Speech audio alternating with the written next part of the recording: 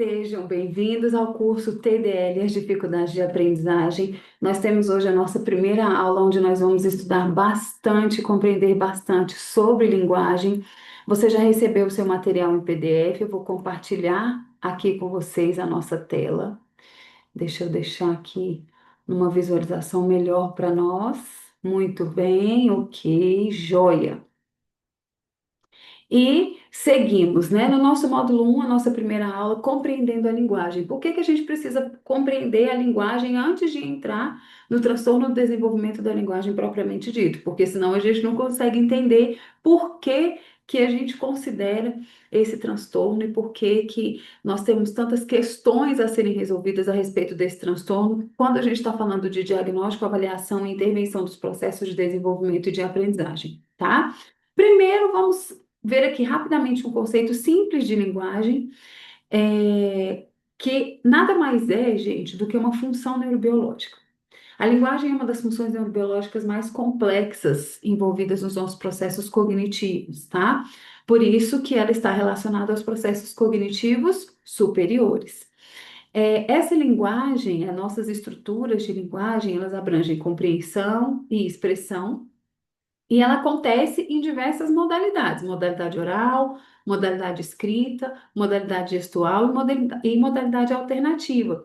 Então, a linguagem, ela funciona como se fosse assim, um grande guarda-chuva, né? E embaixo desse guarda-chuva a gente tem o desenrolar de outras coisas acontecendo embaixo desse guarda-chuva. E é a linguagem que nos permite representar, organizar, simbolizar e comunicar os nossos pensamentos, as nossas emoções e as nossas intenções através da língua e dos recursos que as nossas línguas nos oferecem, tá? A gente tem linguagem e a gente tem fala. E são dois conceitos e dois processos diferentes que se integram no processo da comunicação. Mas fala e linguagem não é a mesma coisa, né? Então, por exemplo, linguagem é um sistema simbólico de comunicação e a fala é a expressão oral dessa linguagem. A fala, para acontecer, necessariamente, ela precisa de uma boa programação motora. O que que isso significa?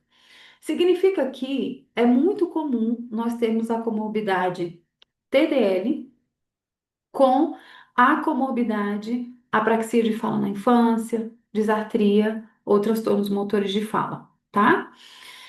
Quais são as modalidades em que a linguagem acontece? Ela acontece nas modalidades oral, escrita e gestual e a fala na modalidade oral, ok?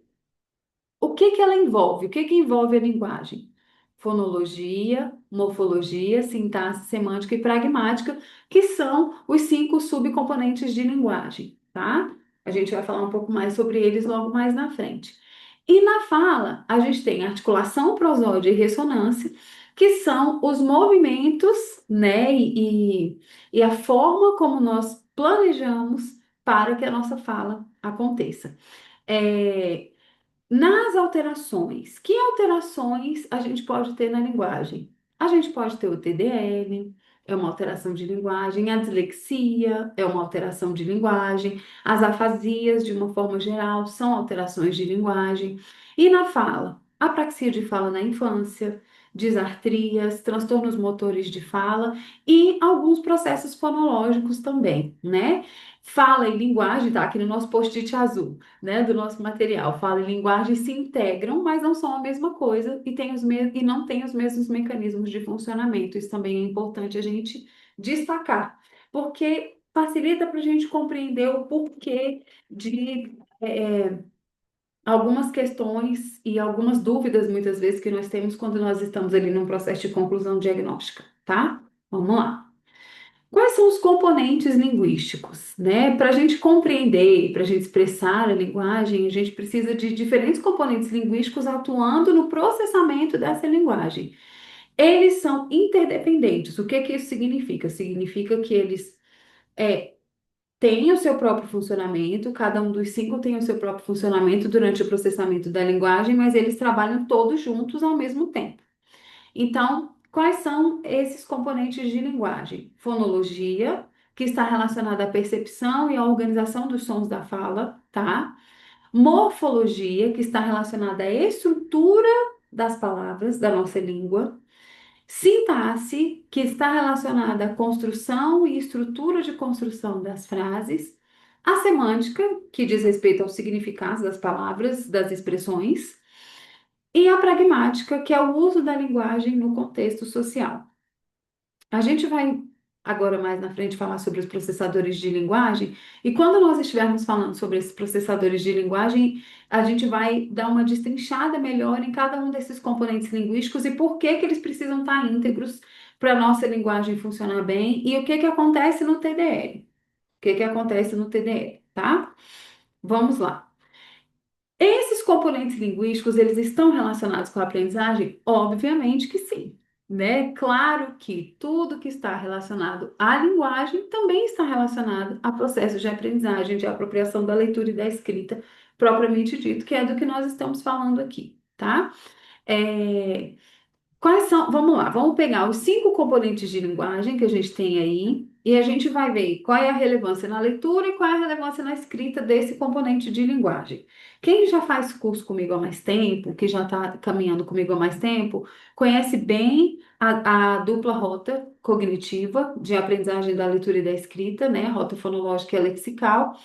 E dentro da rota fonológica e da rota lexical, os 5 componentes de linguagem estão ali acontecendo e funcionando, né, para que o processo de desenvolvimento e aquisição da leitura e da escrita aconteça de forma correta e de maneira eficiente, tá? Então vamos lá. Na fonologia, qual é a relevância para a leitura? A consciência fonêmica e a decodificação.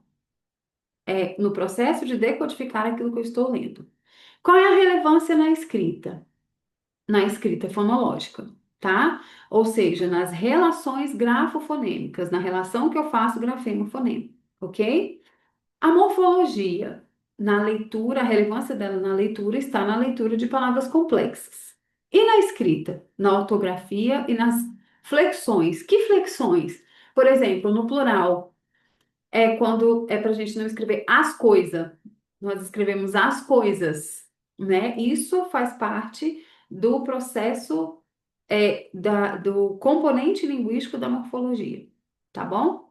A sintaxe, que é a compreensão dos textos, é eu ler e eu entender aquilo que eu li, tá? Por quê? Porque eu consegui encontrar os significados da palavra, de tudo aquilo que eu li no meu cérebro, ok?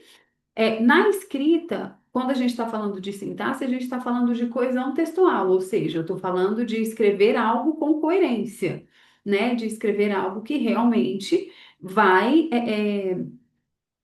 ser compreendido pelo meu interlocutor, ok? Na semântica, a semântica para a leitura, a gente está falando de vocabulário e de inferência. Gente, vamos lá. Às vezes a gente confunde sintática com semântica, eu vou voltar aqui. E na escrita, clareza de ideias. Vamos colocar sintática e semântica porque elas são tão interligadas que às vezes a gente confunde. Quando a gente está falando de sintaxe, a gente está falando de quê? De estrutura de frases. Então, o que que eu estou falando? Da estrutura de frase do português, sujeito, verbo, objeto. Eu como bolo. Fim.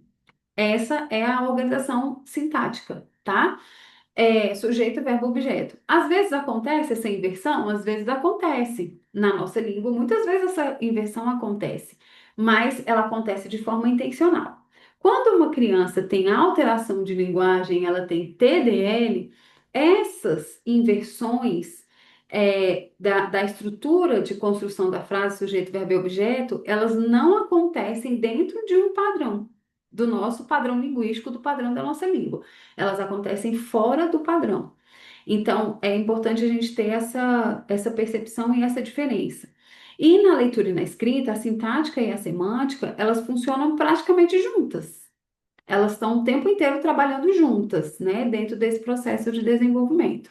Então, a gente tem na semântica, vocabulário, inferência e clareza de ideias. Aí a gente vem para a pragmática, que é o uso social da nossa língua. A pragmática, naquilo que diz respeito à aprendizagem da leitura e da escrita, dentro da leitura, como que a pragmática se aplica? Na compreensão implícita e na compreensão e na percepção do gênero textual. É eu saber que aquilo que eu estou lendo é um livro, aquele texto que eu estou lendo é de um livro. É eu saber que esse trecho de texto que eu estou lendo é uma reportagem. Ela está me comunicando alguma coisa. É o uso social da língua, tá? Na escrita, é para adequar essa comunicação escrita. É a relevância da pragmática na construção da escrita, tá? Quando a gente está falando de linguagem, a gente está falando, obviamente, de expressão e compreensão. Não existe somente linguagem expressiva e não existe somente linguagem compreensiva. E no TDL, a criança normalmente tem os dois componentes com algum tipo de comprometimento, tá? Algumas exceções, muitas vezes no caso da dupla excepcionalidade com altas habilidades de superdotação, onde normalmente é, a compreensão não está tão afetada, tá? Normalmente a expressão está um pouco pior, mas a gente vai falar disso um pouco mais na frente, tá? Então, o que que é linguagem compreensível? O que a criança entende, é aquilo que ela está recebendo. Então, é seguir instruções simples ou complexas, entender perguntas, compreender histórias, compreender o contexto comunicativo no qual ela está, saber do que se está falando naquele grupo que está conversando sobre aquele determinado tema, tá? Na linguagem expressiva, é aquilo que a criança consegue produzir verbalmente, consegue produzir oralmente. É a forma como ela se expressa. Então, a gente pode ter alterações na nomeação, na construção de frases, para contar fatos. As dificuldades podem surgir tanto em uma como nas duas modalidades, como eu falei logo no início, e nós precisamos ficar bastante atentas nesse processo. Para quê? Para a gente identificar quais são as diferenças de expressão e compreensão quando nós estamos falando de comunicação e quando nós estamos avaliando a criança. Por quê? Expressão e comunicação também não acontecem de forma separada. Para eu me expressar, eu preciso compreender. Eu preciso ter um mínimo de compreensão do tema para o qual eu estou me expressando, ainda que esse tema seja atividade de vida diária, seja pedir para ir ao banheiro. Esse vocabulário, esse componente semântico, ele precisa estar bem organizado dentro do meu cérebro. Por que que eu estou falando isso? Porque o TDL, ele pode ser identificado na mais tenra idade, tá? Então é importante a gente ter essa visão um pouco mais ampla desse processo de expressão e de compreensão da linguagem. Aí a gente vem para o nosso tema muito legal, que são exatamente os processadores de linguagem. De acordo com a literatura, eu trouxe para vocês, e no final eu vou mostrar para vocês também alguns componentes. De acordo com a literatura, a linguagem ela tem quatro grandes processadores, tá? Tá com um errinho aí de digitação no nosso material, mas dá para vocês entenderem, tá bom? Então vamos lá. A linguagem, ela tem quatro processadores. A linguagem tem quatro processadores, tá? Ela tem o processador fonológico, que ele está relacionado ao quê? Aos sons da fala, como a gente já tinha conversado, tá? Ela tem o processador ortográfico, que é o reconhecimento e o armazenamento das palavras escritas. Ela tem o processador semântico, que está relacionado aos significados, o processador morfossintático, que se relaciona às estruturas morfológicas e sintáticas das frases. Esses processadores, eles interagem constantemente durante a comunicação da leitura e da escrita, tá? Qual é a importância do diagnóstico do TDL e por que e quais são os três pontos fundamentais para a gente conseguir fazer esse diagnóstico? A importância do diagnóstico de TDL, gente, é que o TDL ele tem ele é um diagnóstico diferencial, ok? Pausa para o meu pensamento voltar. O TDL ele é um diagnóstico diferencial. Esse diagnóstico, ele é um diagnóstico diferencial de quê? Ele é um diagnóstico diferencial de TEA, ele é um diagnóstico diferencial de dislexia, ele é um diagnóstico diferencial de TDAH, ele pode acontecer em comorbidade com o TDAH, ele é um diagnóstico diferencial do transtorno do processamento auditivo central, tá? E tudo isso é fundamental porque quem trabalha com transtorno do neurodesenvolvimento precisa, de necessitar conhecer de TDL para fazer avaliações diagnósticas de forma correta, tá? O que que tem acontecido, que a gente tem visto na clínica, principalmente nas avaliações neuropsicológicas? A gente tem tido um grande problema, porque a criança vai fazer a avaliação neuropsicológica, faz lá o VISC, faz lá outros testes que são exclusivos da psicologia, e apresenta lá uma grande alteração do componente de linguagem, e na hora que o profissional vai fazer a análise, ele não considera esse componente de linguagem. E aí ele solta um diagnóstico de TDAH numa criança que muito provavelmente não tem TDAH, ela tem alterações no comprometimento de linguagem que fazem com que comportamentalmente ela tenha respostas semelhantes ao transtorno déficit de atenção e hiperatividade. Ok? Então vamos lá, três pontos que são fundamentais para a gente avaliar o TDL. Identificar quais os componentes linguísticos estão alterados e em que nível de alteração. Verificar o impacto dessa alteração na compreensão, na expressão daquela criança.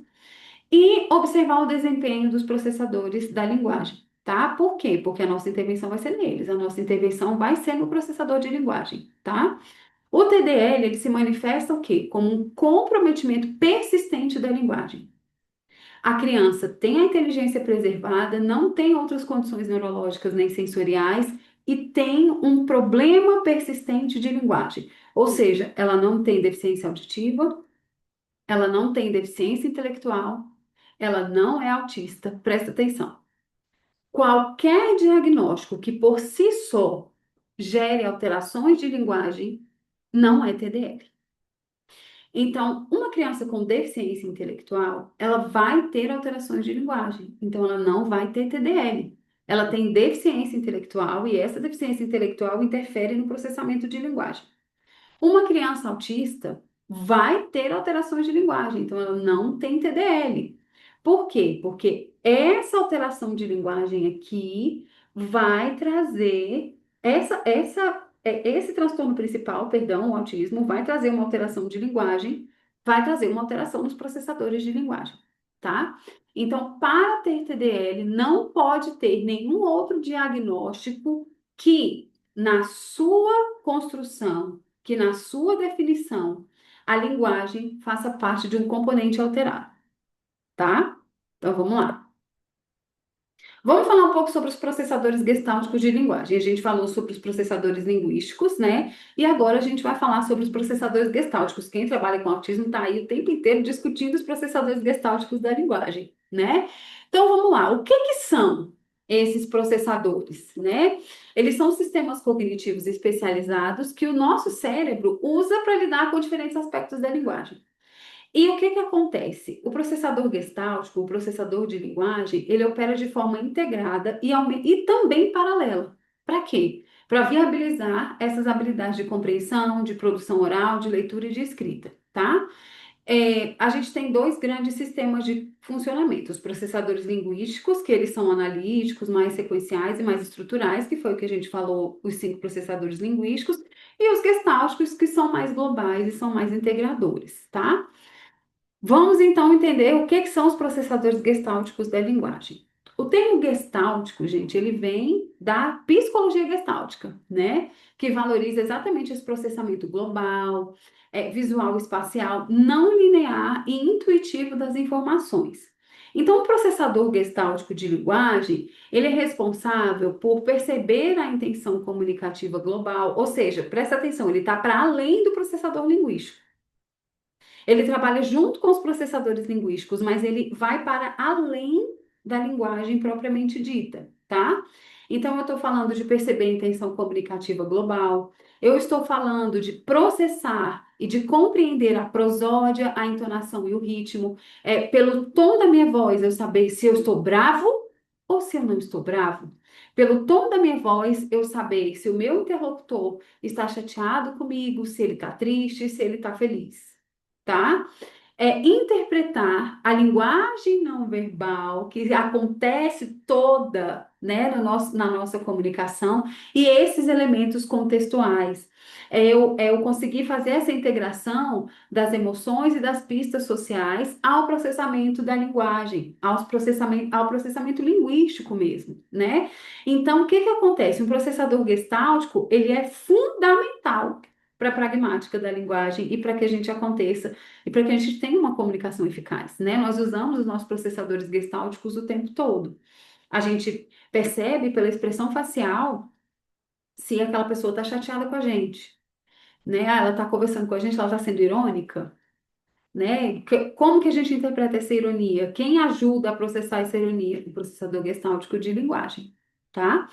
É, quem tem processadores gestálticos alterados? Pessoas com TDL, pessoas com autismo, pessoas com deficiência intelectual, enfim, pessoas com diversos transtornos do neurodesenvolvimento. Algumas pessoas com altas habilidades apresentam também alteração nesses processadores gestálticos da linguagem, tá? Vamos lá. Quais são as diferenças entre os processadores linguísticos e gestálticos? Com relação ao tipo de processamento, o processador linguístico, ele é analítico e sequencial, tá? Ele funciona meio que como uma escadinha. O processador gestáltico, ele é global e holístico, ele funciona mais ou menos como uma espiral, tá? Com relação ao foco, qual é o foco do processador linguístico? Na fonologia, na morfologia e na sintaxe. E do gestáltico? Na entonação, na emoção, na intenção. Então, aqui eu estou falando de pragmática, eu estou falando de sintaxe e eu estou falando de semântica também, tá? Na modalidade, qual é a modalidade predominante nos processadores linguísticos? Verbal, oral e escrita. No gestáltico, oral, visual e não verbal, tá? Quais são as áreas cerebrais envolvidas e que trabalham para que esses processadores funcionem? A gente tem no processadores linguísticos esse processamento acontecendo no hemisfério esquerdo e nos gestálticos no hemisfério direito, tá? Qual é a função principal do processador linguístico? Codificar e decodificar as estruturas linguísticas. E do gestáltico? Interpretar o contexto comunicativo. Então, quando a gente vê assim e separa pedagogicamente, né, porque isso tudo acontece ao mesmo tempo, a gente separa aqui só para a gente entender e poder explicar, a gente entende que um não funciona sem o outro. E que se a gente tem um processador linguístico alterado, a gente também vai ter processadores gestálticos alterados, tá? Exemplos de funcionamento gestáltico da linguagem. É, entender o sarcasmo e a ironia. Ai, que ótimo, mais um e-mail, né? Compreender expressões faciais e gestos enquanto alguém fala. Interpretar a emoção que está por trás daquela voz é raiva, tristeza e alegria, e ajustar a sua expressão ao contexto social e ao interlocutor. Crianças com TDL muitas vezes apresentam uma fala que eu chamo de monotônica. Ele vai sempre no mesmo tom. Você vai fazer. Ele tem dificuldade de fazer uma pergunta, por exemplo. Quando ele faz a pergunta, você não sabe se ele está te perguntando ou se ele está afirmando, né? Isso é muito comum acontecer e é uma alteração de processador gestáltico, tá?